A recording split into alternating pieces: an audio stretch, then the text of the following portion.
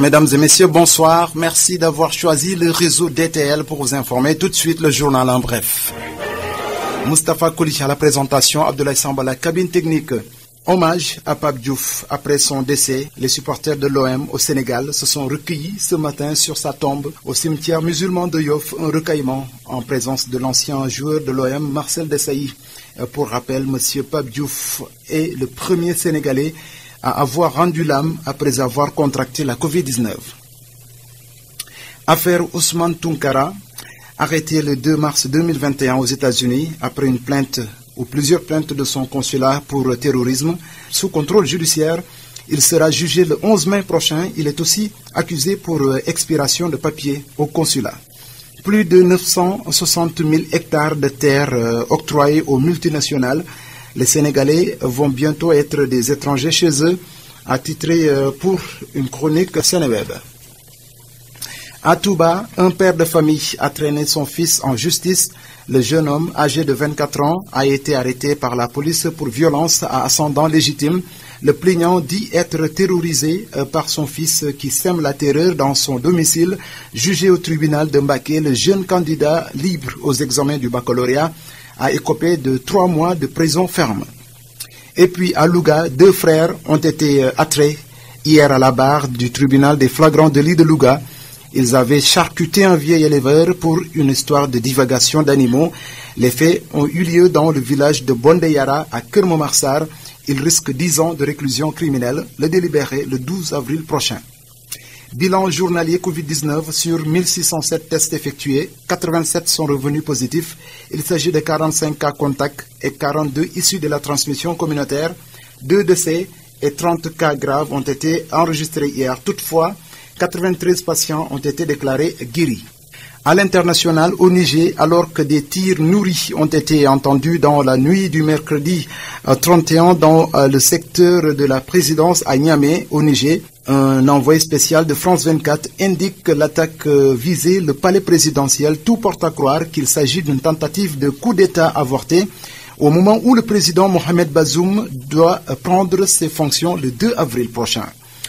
Affaire Laurent Gbagbo, la chambre d'appel de la Cour pénale internationale CPI a confirmé l'acquittement de l'ancien président ivoirien Laurent Gbagbo et de Charles Blé Koundé, prononcé en première instance le 15 janvier 2019. Cette décision ouvre la voie au président Gbagbo pour un éventuel retour au pays. C'était tout pour cette partie française. Tout de suite, la version Wolof. Jërë ngeen jëf mbokk yi ñu ànd ak yéen xibaar yi ci tënk ndongali Moustapha Koli ci kaddu gi. dañuy desandi ak Abdoulaye Samba ba léegi ci cabine technique bi xibaar yi ñu yaatal ko ci réseau DTL ñu njëkkee ko ak ki nga xam ne mooy Pape Diouf nekkoon ki nga xam ne moo jiite club bu mag boobu ñuy wax Olympique de Marseille. ñu ngi wax ni nag bari na ci ñoo xam ne dañoo faroon ak moom daal dina ñoo ñëw tey ji doon ko ñaanal fii ci Sénégal ci fa ñu ko denc cimetière Yoff. ñu ngi wax ni nag kuñ ci ràññee lool di Marcel Desailly ñëwoon na fa itam di wax ni Pape Diouf bokk na ci ñi nga xam ne ñoo amewoon jàngoro ji di Covid-19 mu bokk ci ñi ci njëkk a faatu fii ci biir Sénégal. waa ji ñu naan Ousmane Tounkara moom nag li ñu koy toppee mooy terrorisme foofee ca diwaanu États-Unis ab plainte boo xam ne da koo jot ca consulat ba. ñu ngi wax ni nag jàppoon nañ ko ci ñaari fan ci weeru mars atum 2021 bi ñu toll te danañ ko àtte fukki fan ak benn ci weeru mai bi ñu jëm.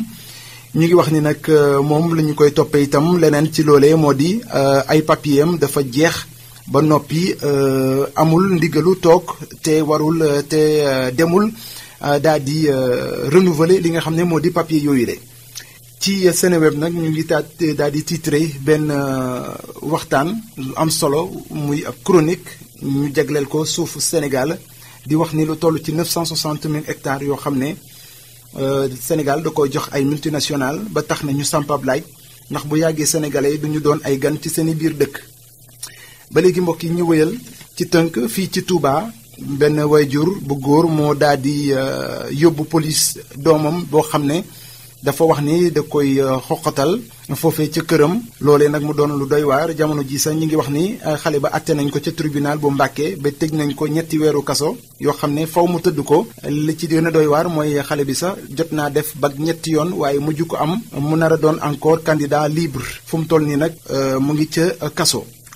ca Louga ñaar ñoo xam ne dañoo bokk di ay mag ak rakk ñoo daal di faat benn waay joo xam ne ab mag la sax doon koo xam ne sàmmkat la lu ñu jote nag du leen lu dul mbirum ay mala wala jur koo xam ne nag dafa dugg ci ay tool. ñu ngi wax ni nag loolee mu ngi xew foofee ca Bunde Yara ca Kër Massar di wax ni itam ñi nga xam ne ñoo faat ki nga xam ne moo di sàmm ba boo mooy dinañ leen tëj fukki atu kaso fukki fan ak ñaar ci weeru avril la ñuy leen di attewaat. bilan bu Covid 19 tey jii ñu ngi wax ni ci junni ak juróom-benn téeméer ak juróom-ñaar ci ay test yoo xam ne daal dinañ ko amal juróom-ñett fukk ak juróom-ñett yi nag juróom-ñaar yi nag ay cas yoo xam ne nag dañoo positif ci biir ñooñu nag ñeent fukk ak juróom yi ay cas contact lañu. ñeent fukk ak ñaar yi ay cas communautaire ñaar ñoo faatu démb ci jàngoro ji fanweer nag ñu ngi ci lalu sauvetage ñi nga xam ne nag ñoo jot a wér ci jàngoro ji ñu ngi wax ni toll nañ ci juróom ñeent fukk ak ñett. ñu jeexale ko ak bitim réew foofee ci diwaanu Niger dañoo xëy tey dégg ay li nga xam ne moo di ay balu fetal yi ñu doon tiire ca wetu palais ba foofee ca Niamey ci jamono ji nga xam ne nag ki nga xam ne moom la ñu fal président di Mohamed Bazoum war a jël fonction mën a toog doxal ci weeru avril bi ñu dëgmal ci ñaari fan. Laurent Gbagbo moom nag waa CPI daal dinañ ko seetal wax ni la ñu ko doon toppee yépp dara amu ca moom ak ki nga xam ne moo di Charles Blé Koundé jamono ji nag ñu ngi wax ni Laurent Gbagbo dana am buntu mën a delluwaat foofee ca Côte d'Ivoire. mbokk yi lii moo nekkoon xibaar yi ci tënk nongali Moustapha Koli nekkoon ci kaddu gi di leen jaajëfal bu baax te di leen dig daje ci sunu yeneen jotaay xibaar jërë ngeen jëf.